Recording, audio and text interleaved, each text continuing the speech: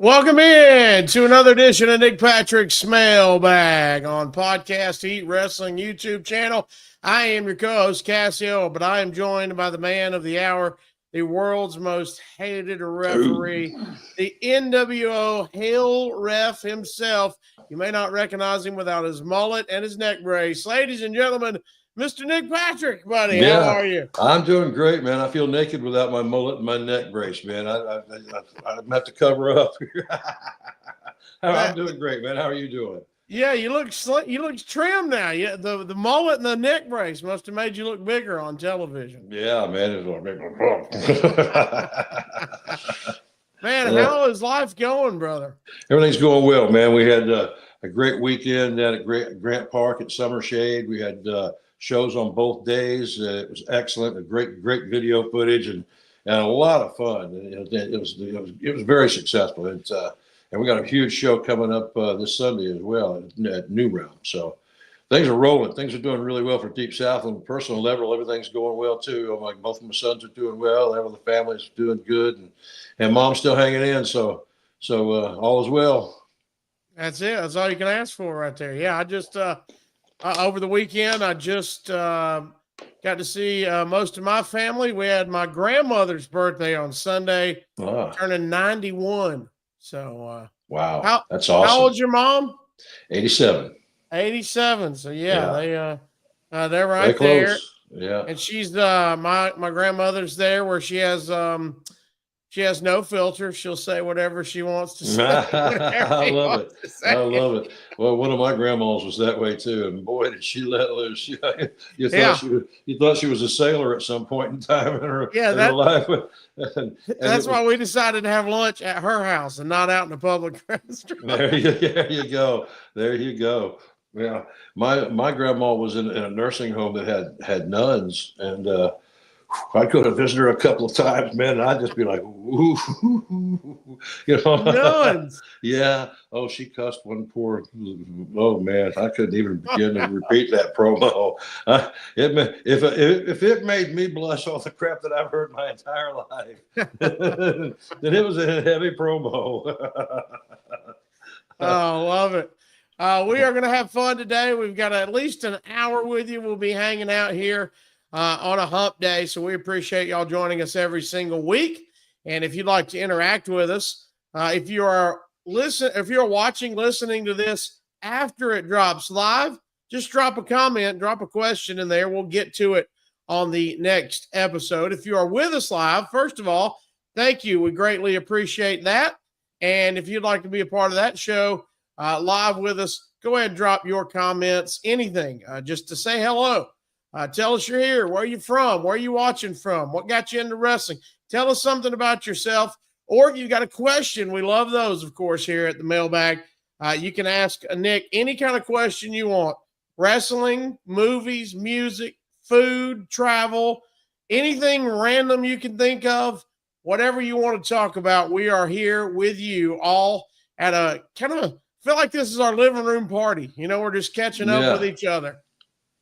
So get in touch with us. Plus, if you want to make sure you want to support the show and zoom your question or comment to the front of the line, hit those super chats. We greatly appreciate that. That is a very small way that is big for us that you can support the show. And also, if you're watching live, we ask that you encourage you to share this link, this YouTube link on your social media. Let them know to come join the party with us every single week right here on Podcast Heat Wrestling and Nick Patrick's Mailbag. So share that link and we'll have some fun together. Also, we should tell you today's show in between y'all's comments and us talking back and forth. Nick, I heard a little rumor that we might have a guest today, buddy. Yeah, we're going to have a special guest. He's caught up in traffic right now is what he said. So we're waiting for him to sign in with us here in a little bit later, but he may be out beating somebody up right now. I'm not entirely sure, but we're going to have a young man. We're going to wait until he calls in. You can see who it is. But he's very big on the independent wrestling scene. Very big. I like it. Here in Georgia. So all right. So we will we'll hopefully get him before we get out of here today, and if not, we'll reschedule and get him on. But he is on his way, and we'll see what we can do there. Appreciate y'all joining us as well. Let's get right into some questions. Nick, how about it? You ready? Yeah, I'm ready, man. Eric Tate is with us, and Eric wants to know, hey, Nick, how long were the WCW tapings? So we had those TV tapings. How long did those go? I suppose he's talking about back in the day when we used to record like 20 matches. Those, pre-record. Oh yeah, those would start probably around 7 and end probably around 11ish, after 11 sometimes. Because they would just boom, boom, boom, boom. But by the time you get to the end of the night, everybody's like, everybody behind the camera, everybody in front of the camera, everybody heading home like, after you watch that much of anything, it's like we were watching a game go 20 innings. So somebody please win this game, When you were recording, I know you try to do everything as, close to real time as you can. How often would you say you would have to recut something in the match wise? We remember that rarely? We didn't do that in WCW. Okay. We didn't recut. I've had them redo entire matches, but they wouldn't start and recut ever recut anything. How often would they do a whole match? I've only seen them send somebody back to do a whole match, maybe 2 or 3. I couldn't even tell you who they were. Handful? I've maybe seen a handful. Yeah, one handful. Yeah. Okay. Yeah. Is that just what do you think happened? Do you remember anything specific on any of them? Would it be? Well, I remember one story is Undertaker's wife, Michelle McCool. Her and I forgot who she was working with, but they were throwing really good punches. And one of the agents was, I guess it was old. They were still transitioning at the time when I first come in there. A lot of the older guys, that was like still my dad's generation, or still agents, and they had different generations of guys, and it was transitioning, at that point in time. I'm sorry, run a question by me again. You were talking about when Michelle McCool had to redo a match. Yeah, they went out there and they had a match, and even Jericho, I think, had talked about it. The girls were throwing really good punches, and better punches than some of the guys, and that's what one of the agents made a comment of. We can't have the girls out there and all doing better punches than the guy, and they made them go out and redo a match. For that simple reason. And I was like, really? Yeah. I was like, are you freaking kidding me? And I know it happened at one time. I know it happened in WCW, but I can't for the life of me. And it was an earlier match. It wasn't one of the big name guys. It was, it was something. It was somebody they were trying to, and I can't even remember who it was, but I know that this happened. But like I said, it's the punches not even a handful good. of times. Yeah. Yeah, they said the girls with punches were better than the guys, and they couldn't have that. I'm like, when I heard that, and they didn't really say to us why they was making them go back out. That all come out later, and that was behind the scenes. So us sitting in the gorilla position was like, why are they having to go out and do that again? That was a good match. What? I didn't get it because I wasn't hearing all the other backstory crap. You know what I mean? Wow. So, but that's what it turned out to be. One of the old timers was like, so they made them go out and do it all over, man. I went out there and thrown some shitty punches and said, okay, here. Make them have to use that first one. That first one was good. Yeah. Y'all wanted it? Y'all got y'all it. Want shitty punches? Here you go. Of course, I wouldn't have had a job for very long either. No, but you would have proved the point, wouldn't you? Yeah. Sometimes it's better just to not prove the point. Let's see what we got. Tony Flowers over from Ad Free Shows. Top guy. Appreciate you, Tony. Always getting in touch with us. Yeah, he said, hey, gentlemen, Nick, all of us wrestling fans have our favorite eras and promotions. We already did this. Excuse me. What was your favorite era? I clicked the wrong one, Nick. I'll come back to that one and get you on this one. Jack Spade wants to know, Nick, I always love bringing up birthdays because it gets that old brain jogging back for some fun stories, possibly. Your next live show is scheduled for August 27th, which is today. Nicely done. And said there's 3 wrestlers' birthdays I'd love to see if you had any interaction with.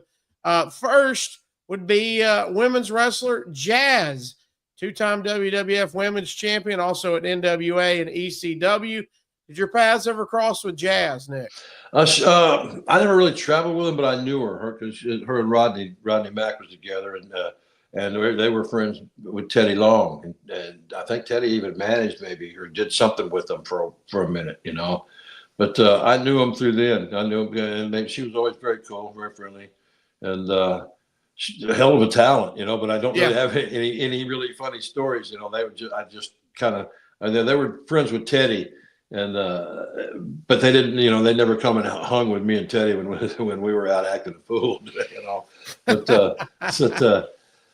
that everything was with, you know, my interaction with her would have been business, and I'm not even sure if I'd had any of her matches or not. I may have, but I thought she was very good, you know, and so was Rodney, you know, and they got their own thing going. I think in Louisiana too. They got, you know, they train people and they're doing their own promotion and stuff. So I was just about to say, I just saw recently. That's funny. His name got brought up today. I just saw recently he is still wrestling with NWA. He goes by Damage now. He's in a tag team.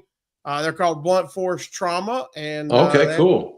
And he's called Damage, and still going for him. So that's awesome, man. Yeah. That name. That's a name I hadn't heard in a while. And Jazz, and I don't even think I ever put together they were, you know, real life together. They were together as a couple. So good for them, man. Hopefully, both really good wrestlers, man. Yeah. He said also, it is the great Khali's birthday. What was your interactions with the big man? I didn't have a lot of interaction with him. He trained down at Deep South. He was down there for a little while, and but I worked some with him. He was a cool guy. He was always, you know, friendly and tried to learn. He was, you know, he had a skill set that was what it was, you know, and you worked with it and worked around it or how you had to do. But you know, he had a hell of a look. But really, as far as any interaction, I didn't really, you know, everything was all work with him, you know. I remember when Davari was managing him at one time. I was Fit Finley was the agent, and they were coming up with some different stuff. And Fit was having the match with here I hit my phone on mute. Fit was having a match with Khali, and so I helped him come up with a little thing, you know, where Hornswoggle. They had him did a little thing in the ropes where he ended up kicking Davari on, you know, through the rope, boom, you know, and while Khali grabbed him, was going to stalk him, and Pitt got the shillelagh and whap, you know.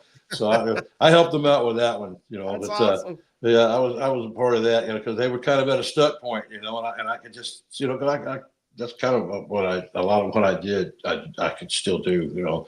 I listened to both sides and I meshed things together and see, you know, and I saw that coming out and I said, hey, look, this would get a little pop, you know, especially if Davari is messing with Hornswoggle here, you know. If he did something and swatted at him and Hornswoggle just did it, then when he grabbed the ropes and did his feet through the ropes and bam, and kicked him, and Davari takes the bump and comes up like, you know, and it got the hell of a pop, you know. And then I think Khali just grabbed Hornswoggle and slung him into the corner and started stalking him like he was going to get him, and it gave Fit the chance to get the gimmick and whap, you know. Nice. Which yeah, Fit was awesome with that gimmick too. It looked like it's like, man, that had to hurt, man. It probably did.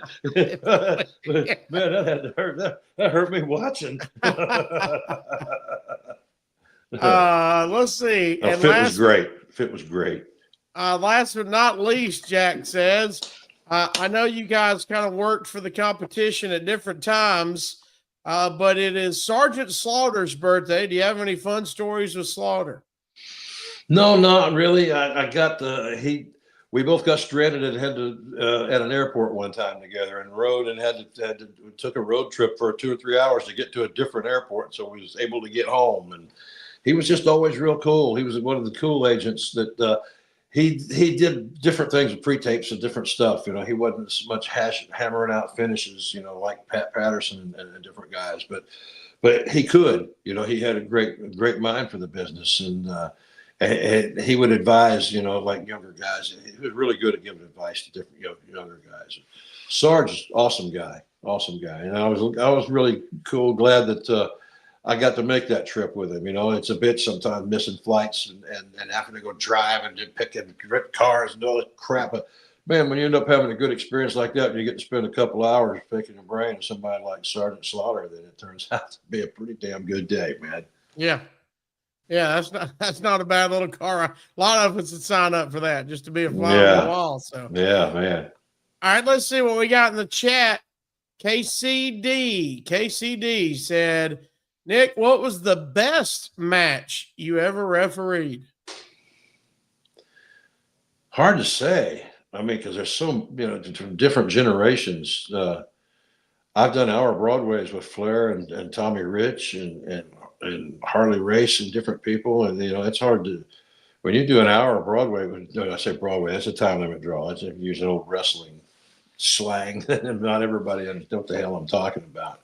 But, our time limit draws are and you don't see hardly those anymore. And it took time, it took timing and storytelling and pacing and able to change gears and knowing how, and it's hard to say that somebody, which one's better. There's so many, like I've been through so many generations, and I seen, Was there any technical where even in the I'm sure you saw Eddie and them a lot up close, but some of the best tag team matches to me, I was a tag team guy, and some of Yeah. my favorite matches was Rock and Roll Express and Midnight Express, because I worked a lot of those matches.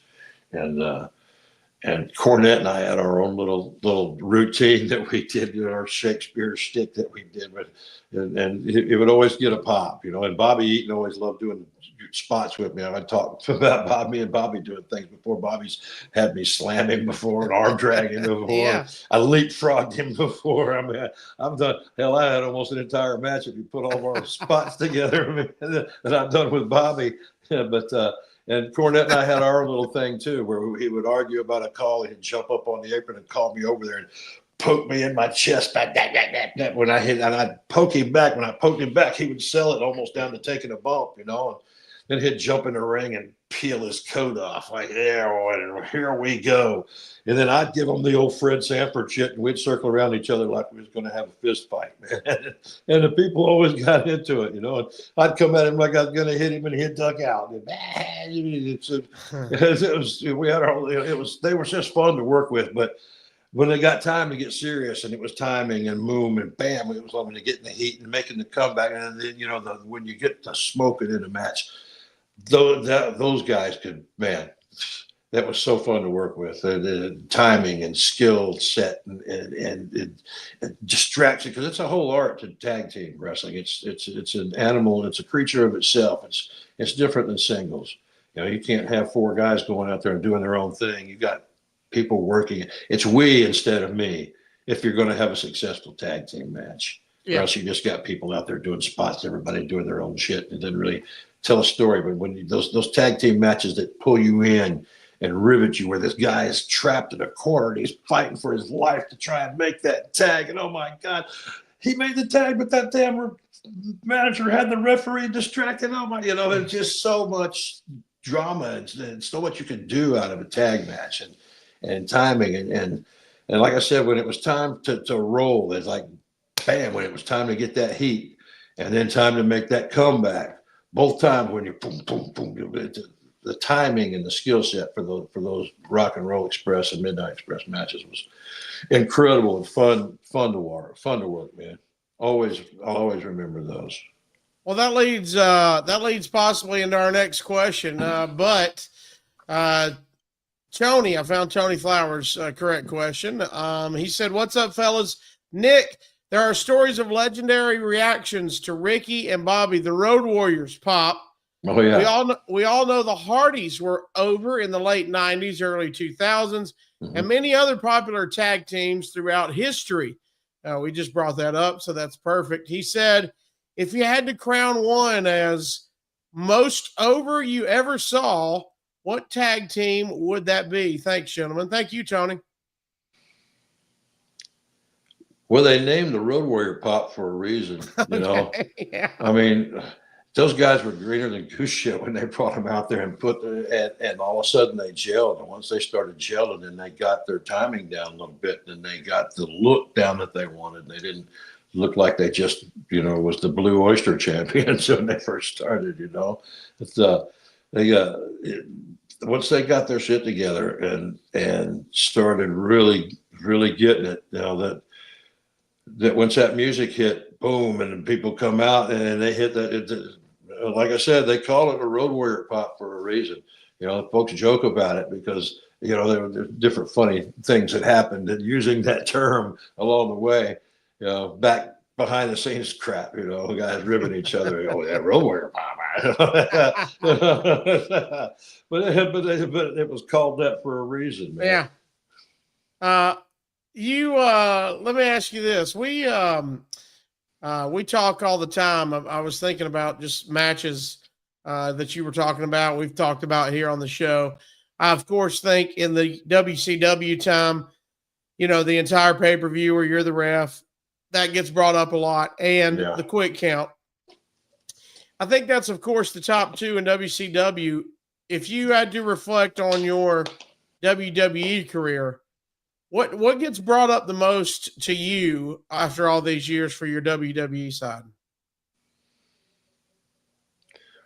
Well, I had two matches there that gets brought up. Okay. My match with Earl Hebner. Yes. That gets brought up. And I was in a six-man tag. It was me and the Dudleys against The Rock, Chris Jericho, and Mike Chioda. And that gets brought up a lot. So my little bit of heel stuff that I did at the beginning, probably, because it wasn't my job to stand out, other than when they asked me to. I was doing my job as a ref other than that. So when they wanted me to stand out, those are the two things that, to me, that made me stand out there. Because I think Earl and I, for what it was, I thought we had an entertaining little match, man.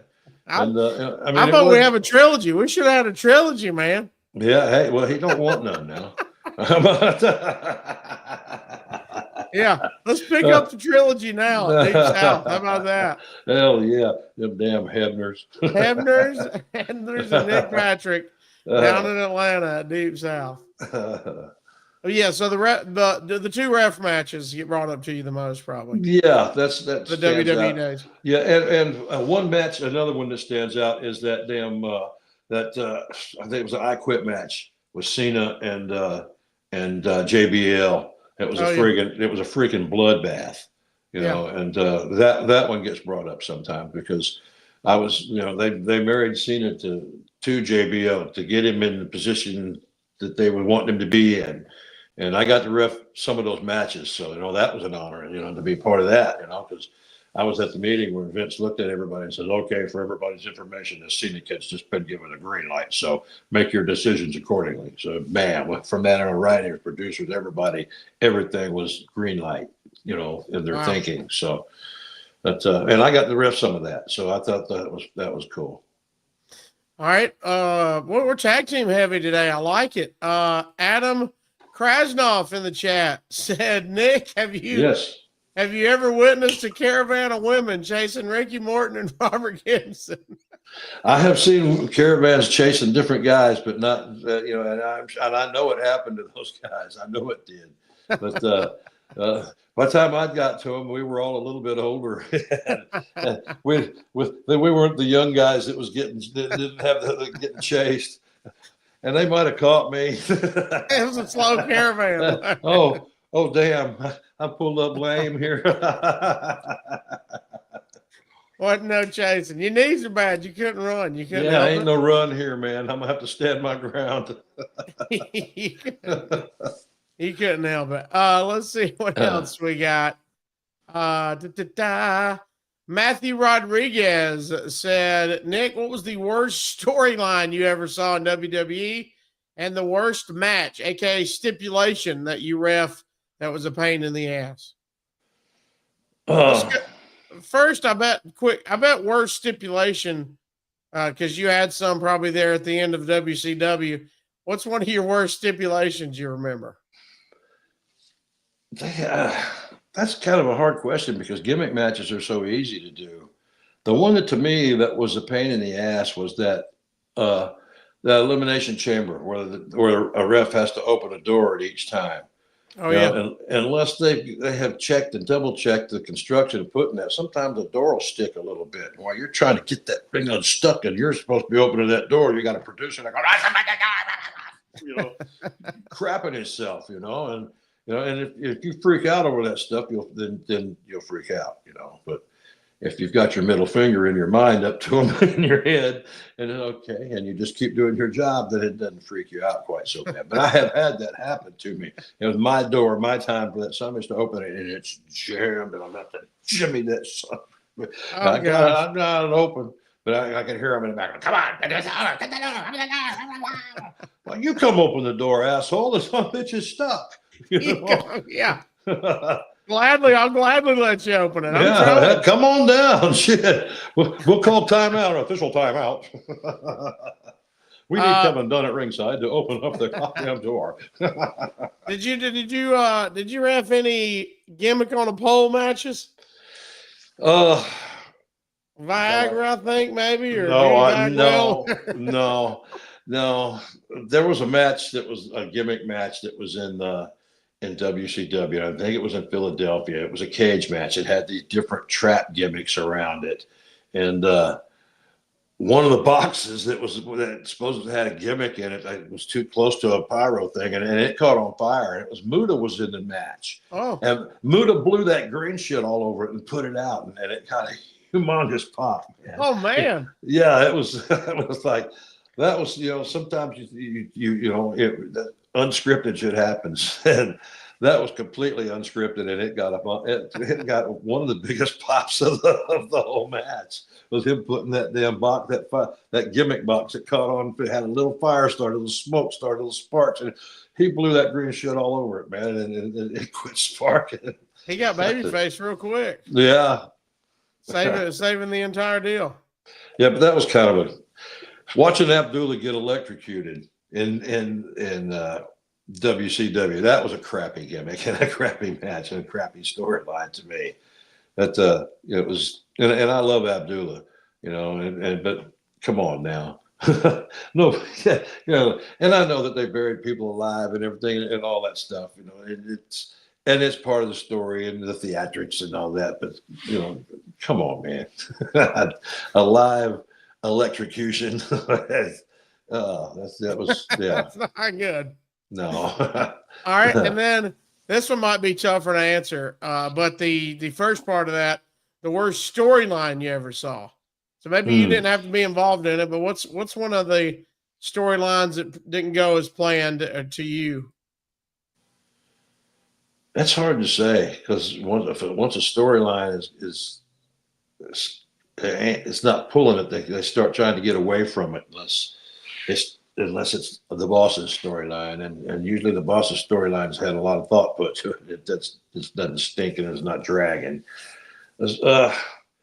I think that it's hard to give any specifics, but I think there was a time in WCW when they were trying to bring in, and it was under Russo's watch, when they were bringing in so many young guys, and they was giving them all of them had a different, and it was like 10 or 12 guys all at the same time trying to get in, get a foothold, get over. And I know it seemed like they were just trying to throw whatever they could up against the wall and see what would stick. But if they would have spaced that out and picked the gimmicks that they wanted to actually put some time into, instead of just having 12 gimmicks, let's see if this green ass kid here that is still learning how to work. It's hard to get a gimmick over when you're still learning how to work and you're still finding yourself. And they put a gimmick on you, and they had all these young guys with all these different gimmicks, you know. And to me, and that wasn't particularly storyline, but that was, to me, a wrong way of trying to approach getting these kids over. And you threw away a lot of gimmicks that if you would have stopped and took the time and put some effort and some attention into it, instead of just letting it be one of this sea of shit that's you're going to try to get the stick on the wall, then maybe one of them would work a little bit more, you know. But as it was like just chaos with nobody really getting a foothold or getting over, just in my opinion. By the way, in the chat, the cage that caught fire, that was the Thunderdome cage, Halloween Havoc 89. Yeah. Was that one? Thank you. Yeah, that gal. When you see Muda put it out, man, that guy, what a pop. Halloween Havoc 89, the Thunderdome cage. I forgot all about that. Yeah, see, that's how memorable that one was. Muda blowing the gimmick was the best gimmick part of it, man. Let's see what we got. I was trying to see. Yeah, you were the ref. You were the ref, Tommy Young. And then the ref in the Thunderdome one was Bruno, was a guest ref. Yeah. Bruno Sammartino. That was at the I Philadelphia. was gonna say it was up north somewhere. It was in Buffalo or New York or something. It was in Philadelphia. I remember the gimmick catching on fire in Philadelphia because the Philadelphia fans are different, man. They don't like baby faces at all. They love the heels. And it was so funny that when Shane Douglas and Johnny Ace come out at the surfer dude gimmicks, whatever the gimmick it was on the skateboards and shit, and they had a match with the Freebirds. When the Freebirds beat them, they got a standing ovation. But Shane could have pulled off the babyface gimmick, but him and John together with that skateboard gimmick that they tried to put on them, that was another terrible gimmick. And Kevin Nash being Oz, that was another terrible gimmick. I know I'm going back to questions, but that one is sticking in my mind of shit that was just terrible. Yeah, there were some things that was not good. Yeah. All right. As we were getting set up there, Nick, our guest arrived. All right. Our guest has arrived. He is backstage. I'm going to let you set this up. How would you bring this young man in? I would say when I first saw this young man, he was in pursuit of Jacob Johnson. And he came onto the scene, and I'd heard about him, and he made an impact. Jacob wasn't at the show, and there was these two kids. There was a match. He just come in and interfered and just dominated this match. And he took this one kid, and he choke slammed him. Boom, and he booted the other kid. He choke slammed the second one on top of the guy that he already choke slammed. I was like, I got my own holy shit pop on that. I was like, damn, And then he stood over the wreckage and cut a promo on the guy. And I thought, well, okay, that's what a badass does, So this is a young man that you're going to be very interested in. He's ready to break through next level, and we're proud to have him at Deep South, and he's making an impact. And he's 7 foot tall, and he's, like I said, he's a badass. And his name's Austin Towers. Welcome, Austin Towers. Austin Towers, what's up? What an introduction. I'm loving it. Thank you, Nick Patrick. You know a superstar when you see one. That's why I love you so much. Yeah, that's true, man. This kid's he's next level. He's ready. And, we've sent different people to different places. And, it's not so easy with this guy because when you're a 7 foot badass, you're not just booked in one place, so it's hard to just say, hey, look, we need you to go here. And, you have to get, he's a young man he's out there doing what it takes to make it to the next level. You grind and you work and you put it in everywhere. You work in the good promotions, you work in the bad promotions. If the bad promotions start costing you money, you get away from them, but when you're in the learning process, you get in there and you get the grind going, and that's what this young man's doing. And he's making an impact at Deep South Wrestling. And I understand more than anybody that it's sometimes it's not about shaking hands and kissing babies. Sometimes it's about going out there and getting over. And I understand that completely. And that's what this young man is doing right now. Man, what an intro, Austin. Well, Nick Patrick does it the best. Let me tell you, he does it the best. All right, so Austin Towers with a 7 foot tall from California, but now in the Deep South. How does that happen? What are you doing coming down here and taking our belts, man?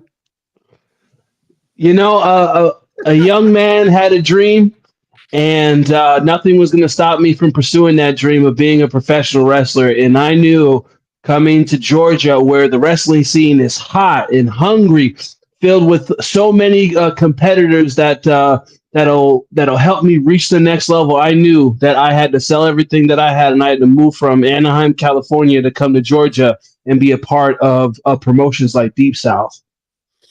Well, we got to get an insight into kind of your mindset into wrestling. You said, hey, as a kid wanting to get into the wrestling space, was there a banner moment that the light switch flipped and you went, this is it? Was there a match you watched that mesmerized you forever? Usually, there's something we have when we're little that hooks us in. Forget that first huge wrestling moment for Austin Towers. It's hard to recall, but I do remember a specific match. It was Elimination Chamber. And I believe like the main people, I know that Randy Orton, Chris Jericho, Goldberg and Triple H, and I think another person was in there. And I saw Goldberg come in there and just wreck everybody. And the way that the crowd reacted, the way that he was just in there in that ring, I was like, man, it would be so cool to do something like that. And that was one match. The second match I saw was an independent wrestler that people know as Shug D or Sugar Dunkerton. Yeah. Seeing people on the TV screen, it's you see it and it's like a fantasy. You think, oh, maybe I won't get there or anything like that. But then I saw Shug D wrestle, and I saw him doing his thing and him wrestling guys like Brody Lee, got rest his soul, and some other people that have been on TV. And I see him doing this thing and living his dream. And I thought, if he can do something like that, then why can't I? And it's because I saw that guy that I was like, you know what? I'm going to take a shot in the dark. I'm going to take that leap of faith, and I'm going to try this thing out called professional wrestling. Well, that was it. You were hooked after that. The Chief. After that is his nickname. Huh? Yes, the sir. Chief. Woo! Dare we ask what you're sipping on? Is that an adult beverage? Is that anything fun? It is. It's an adult beverage. I'm not sure if I'm allowed to show that, but it is an adult beverage. I had a long day at work, man. I had to come home and sip on something. That's okay, man. That's okay. Y'all got to have something. We are in the live chat. If you'd like to ask your question, Austin Towers, go ahead and get that to us. We'll get to many of those as we can. If you'd like to support the show and make sure you jump in front of the line, make sure you hit that super chat and we can talk. Looks like somebody has had a run-in the chat with Mr. Austin Towers before. It is old C-Dub. He said, damn you, Austin. He said, you just made my neck hurt again. It's going to keep on hurting as long as he keeps sticking his nose in businesses that he should not be in, him along with his chicken stick. He need to keep himself away from me. Chicken stick. We ribbed Cassio about him and C-Dub being like cousins. So everybody thinks we're the same. Making a tag team out of Cassio and C-Dub. We'll be like the Hebner twins, man. We'll be the Hardy Boys. We'll be the Farty Boys. We'll come in looking like. You better talk C-Dub into leaving Austin Towers alone. Please, man, please. We got another guest in the chat that's called, maybe y'all have heard, Eric Adams TV. And he says, who would win in a spelling bee, Austin Towers or a bullfrog? Austin, would you like to address this? I'm sorry, I don't speak to people who are fired right now, or on temporary suspension right now. Yeah, that is one of the issues that's going on, because there's been a couple of people that complained to the Georgia Boxing and Wrestling Athletic Commission about Eric Adams and created the suspension deal. And one of them was narcissism, and the other one, from what I understand, is the big man Austin Towers. Really? Yep, definitely. Because just like C-Dub, he was sticking his nose in businesses that had nothing to do with him.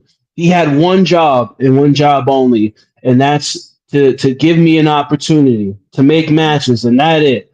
I don't know why his Peter Griffin looking self wanted to step into the ring and get in my face and try and do something that he knows that he can't do.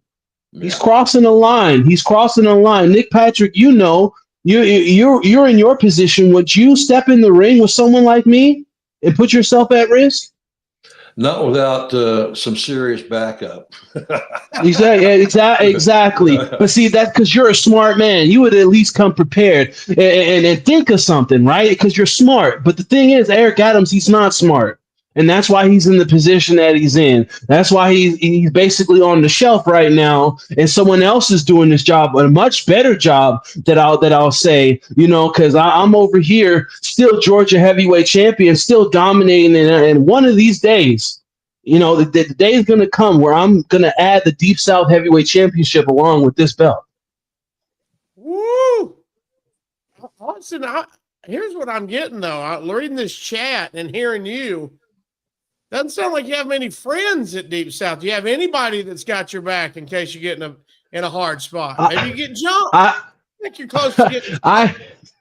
You know, I really don't care about making friends. You know, maybe when I first started in this business and I was just a green kid who didn't know anything, was just a scrawny kid who didn't have much strength and muscle on him, that I needed friends. But, you know, now I don't. You know, I'm in the best shape of my life right now. I'm dominating the Georgia scene. I'm making a name for myself. Why would I need friends? Why would I need friends? I can do this on my own. Sometimes when you stand above everybody else, then you have to stand alone. You know, it's a long way to the top, brother. Yeah. And you're going to lose some friends along the way. Yeah. Adam Krasnoff hit us up, said 7 foot tall. Who's your all-time favorite big guy in wrestling, and would it be a dream match to wrestle Big Cass, a.k.a. Big Bill? Man, oh, man, I'm glad that question got asked. So I'll address the Big Cass, Big Bill. I would love to have a match with him. It's actually someone that's on my list that I want to wrestle, because having someone like that, I know that's going to push me to the absolute limit. Nick Patrick, you've seen some of the people that I've been wrestling over at Deep South. I hardly break a sweat. The only reason why I sweat is because of this Georgia heat. Other than that, these guys have been slim pickings. These guys have been easy targets. How many people have I dusted in the ring? And I've sat there with my arms raised way too many times. I'll say that. So having someone like Big Cass stand across the ring for me, it's money. What's his name? Donovan Dijak. That's another person that I like to wrestle that could push me to the limit. Like, I need a challenge. That's one of the reasons why I came to Deep South. It's because I want a challenge, not having to deal with, you know, like dudes like Eric Adams. Politics. Yes, exactly. See, this is why Nick Patrick is smart. I'm one of the bosses, but I have to have an open mind as well. You know, because when I spoke to Eric, I told him one of the traits of being a great booker and a great leader is having ideas and having a way to move other talent forward without putting yourself in the middle, without booking yourself. Mm-hmm. I like guys that are thinking about everybody else and not thinking about themselves. I prefer a guy that's not having matches at all.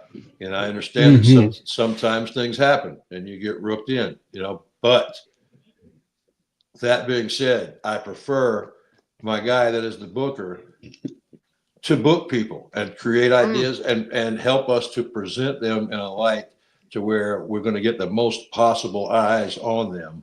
And that just makes Deep South grow bigger and stronger. Mm-hmm. I don't want somebody that's in there focusing on himself and his buddies, you know, because I've been in the business all my life, you know, and I've seen bookers that took care of them, and they'd come to a territory. First thing they do, bring their book, and they got their buddies, you know, and it's who they're comfortable with, and it's who they can tell stories with. But to me, a great booker sees the talent pool that is there, and instead of getting rid of them and bringing in his buddies, finds a way to bring out the best in each and every one of those people. And that's what I'm looking for. And so far, Eric has done a great job at doing that. You know, and I know that right now you guys are butting heads, but you know, like I said, I understand. If there's not controversy, there's not wrestling. You know, so there we go. So Well, Austin, what about that first part? I'll let you circle back to that. Who's your all-time favorite big guy in wrestling? You know, I would say my favorite big man in wrestling has to be a tie between the Kane and Undertaker. Okay. Undertaker showing that he's more than just the height. Same with Kane. Like you've seen them do all kinds of things. You've seen them dominate. These are world champions, former world champions, legends. You know what I'm saying? Like who wouldn't want to like model themselves after guys like that? You know, seeing those guys do the things that they've done for the past 20, 30 years, man. I look up to them more than any big man in this country, in this world, really. That's a good duo to be modeled after. Long careers, did it. They matched up with anybody in the ring. They matched up with anybody in tag teams. Just two of the best to ever do it, of course. That's good stuff right there. And they can work with guys their size, guys that are Yep. 200 pounds. They can work with anybody Yep. and make it make sense and make a story out of it and make you a believer. Yep. Undertaker, as you throwing that name out there, is that would have been one of my people that I said to, and working with JBL too. I think he is highly underrated, but he's another guy. Oh, He's the guy that they trusted to get Cena into the spot. You know what I mean? Oh yeah. And he can work. I've seen him tear it down with for guys from Mysterio up to Undertaker. Every size in between. That to me is a mark of a great big man. Hell yeah.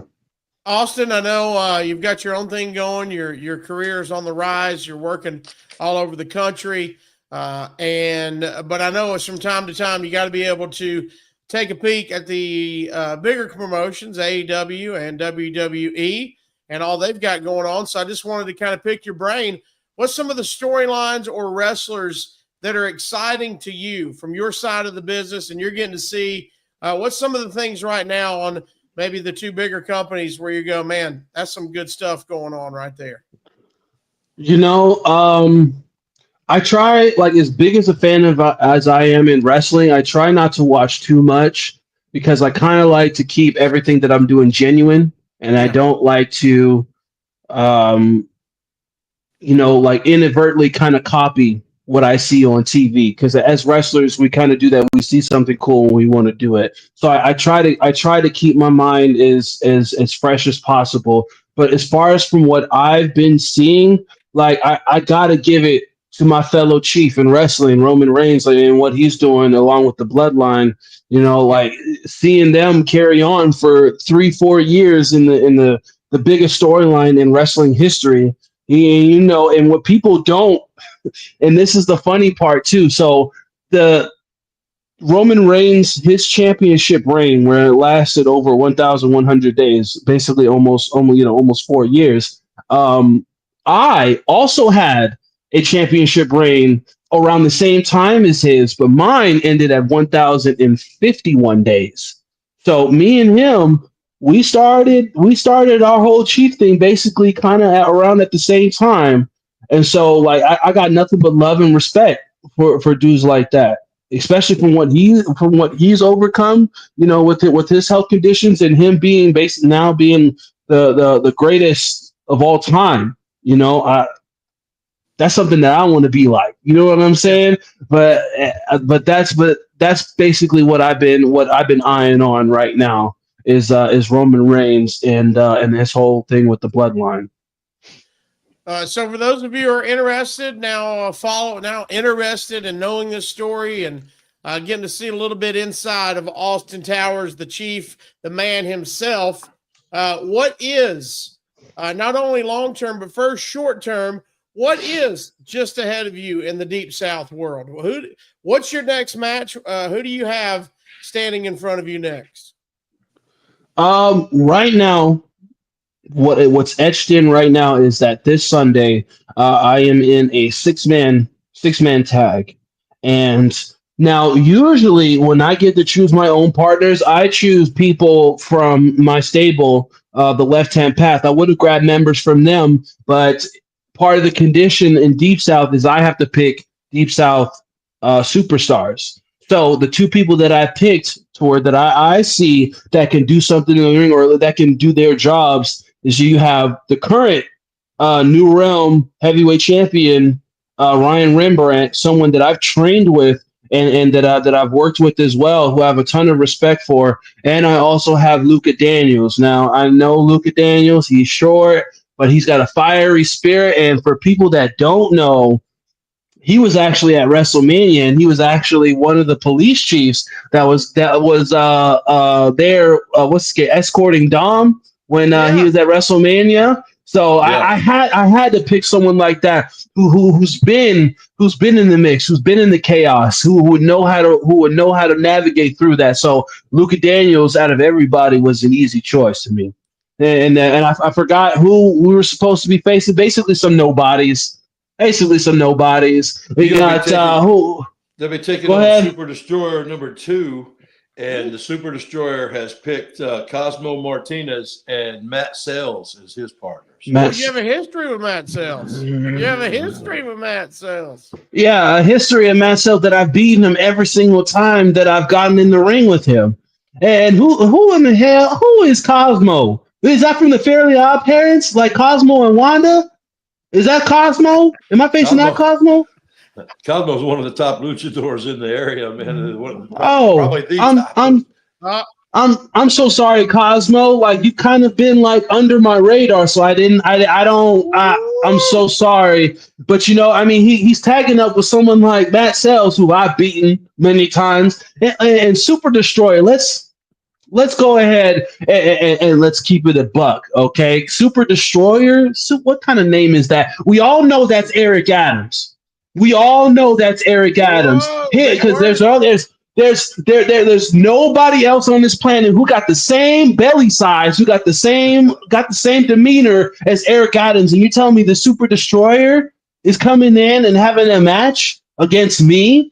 And let's just say that it's not Eric Adams. Let's just say. So you're tagging with a nobody. You're tagging with a drunk, right? And you're going to expect to beat me, a current heavyweight champion, one of the longest reigning in Georgia?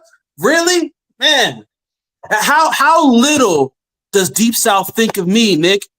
How little do they think of me that I gotta go against these guys when I should be going against people like, I don't know, narcissism for the Deep South Heavyweight Championship. But I get it. I gotta wait my turn. I gotta put in work. I know how this business goes.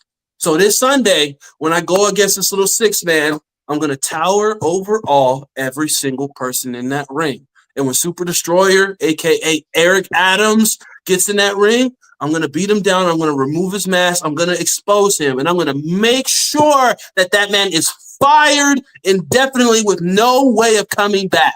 You understand me? Everybody that's watching Eric Adams TV, I know that's you. I know that's your fat ass. Don't stick your nose in my business, and I'm sick and tired of it. Sick of it. Well, I need a drink. That's a way to talk about Sunday, August 31st, my friend. 5 p.m. back at New Realm Brewing.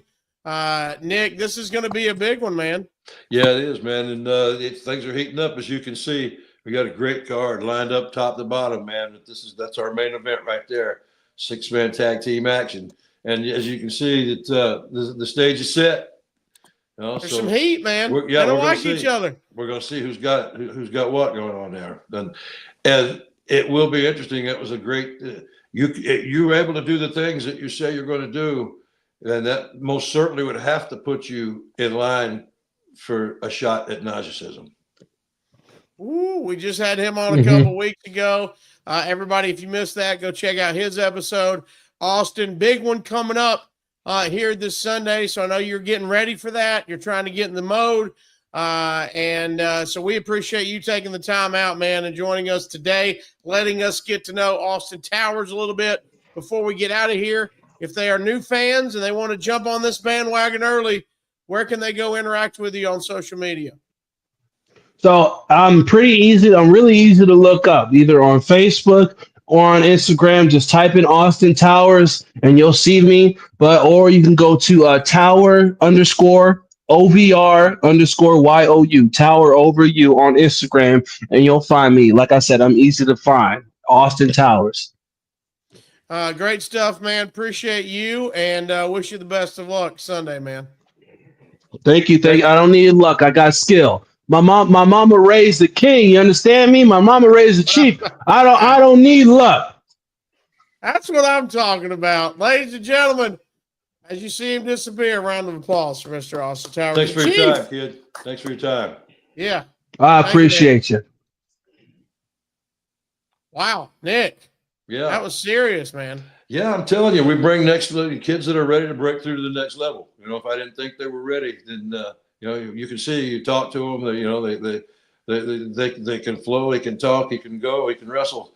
And if you can see, so you can pull up some of the videos and stuff, you know, and watch this kid. He's, like I said, he's one of the guys that it's just a matter of being in the right place at the right time, and the next level is going to gobble him up. You can see him, like we said, Sunday at Deep South Wrestling, New Realm. And, of course, that is a free show in the Atlanta area. So everybody go enjoy that and make your way over there. You've just had a great event down at the Summer Shade Fest. Saw some videos and photos of that. Looked absolutely fantastic. So, man, this hour has flown by again, Nick. We say it every single week, but it's quick, man. Yeah, I'm telling you, especially when we have a young guest like that. And I don't want to do that all the time, but I do like, you know, I like introducing some of these young kids to the people, you know, because yeah, that's the reason why I'm doing what I'm doing. I met some of these guys and I thought, okay, we can do something here. You know what I mean? And so that's what I'm shooting for. And, you know, young kids like Najacism that we've talked about, our Deep South champion, young men like this. You know, I'm going to try to get our tag team champions on here soon, and a New Realm champion. And of course, I know everybody's going to want to talk to the 6-foot blonde bombshell, Jimmy Jules, eventually. So, you know, we'll have different people coming on because that's fun to me. I enjoy watching these young kids come out and step out and learn. You know, and I'm the most middle of the road boss because I can see both sides. You know. I was a babyface as a wrestler because I was young and small and it was the muscle head here. And I was cannon fodder.